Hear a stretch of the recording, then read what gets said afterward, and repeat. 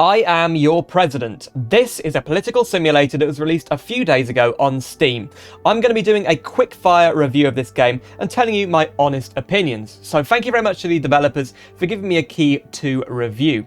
Now this game sells for about $15. It is on sale at the moment. It's a political simulator where you play as a fictional US president. Now the game starts with a lot of multi-choice questions, pretty hard-hitting political decisions. You know, you have to make big choices early on in the game, which is a bit of a shock to the system.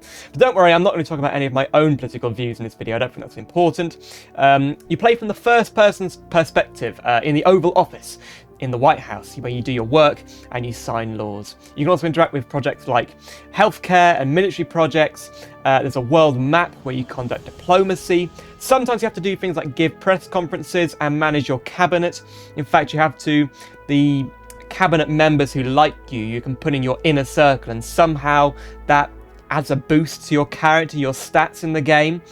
The graphics is pretty interesting, actually. The people you interact with, your advisors, are cardboard cutouts, and they kind of waddle towards you into the Oval Office. You can sometimes actually play up on Air Force One, which I find pretty cool.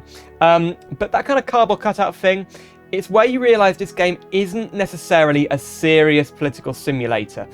It's more of a satirical, comedic game, and there's kind of snarky comments about, you know, real, actual, difficult opinions and decisions in the real world. I don't think it's very funny, to be perfectly honest. I don't find it funny. I don't think it's that intelligent humour. I think actually it's a little bit insensitive in some places. Like, they talk about a lot of US presidents and real people. They might not refer to them by their specific name, but, you know, the humour is not to my taste. I think it's a little bit dumbed down, a bit kind of cheap and tacky. I don't really enjoy it because of that, and I can't see myself playing it through more than once. But basically you win by completing your presidency after 8 years. So you have to fight an election after a few years, and then you continue on.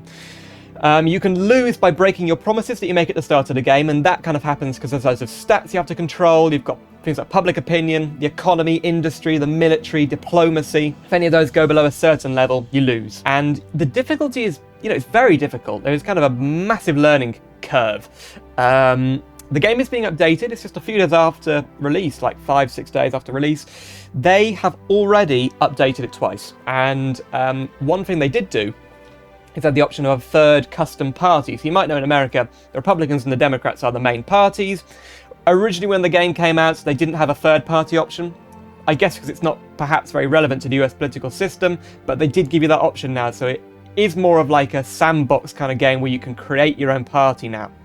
The game did bug out on me though, in the last playthrough I did. It's, sometimes you have to sign laws, and it's kind of a binary option, yes or no. And you don't always know what the effect of those laws is going to be. But when I came to signing the law, it just wouldn't let me sign, and the game bugged out, so I had to kind of quit my playthrough there and start another one. So yeah, I can't recommend this game, unless it's on a massive discount. I really can't recommend it. That being said, there is actually a prologue version, a kind of demo for you to go and try out. That's on the Steam page. So if you don't want to commit to buying it, you are interested, maybe try the demo first. There are so many better political simulators out there, and you might know me on this channel. I've played a couple of political simulators in the past. There is a game out there I do recommend if you're looking for a really realistic US political simulator.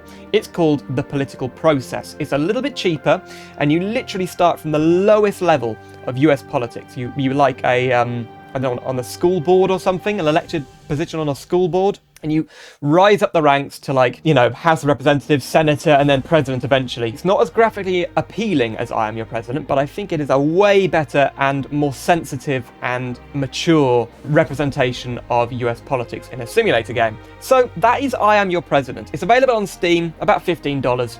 I think I've covered everything. You know, I just don't find the humour very nice. I think it's very unfunny. Even though, you know, I have studied politics and I understand what they're referring to, I don't find it funny at all.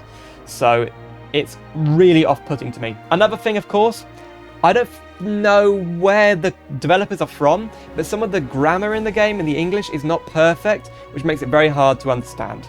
So the negatives of this game just outweigh the positives, and the positives are, you know, I quite like the graphics.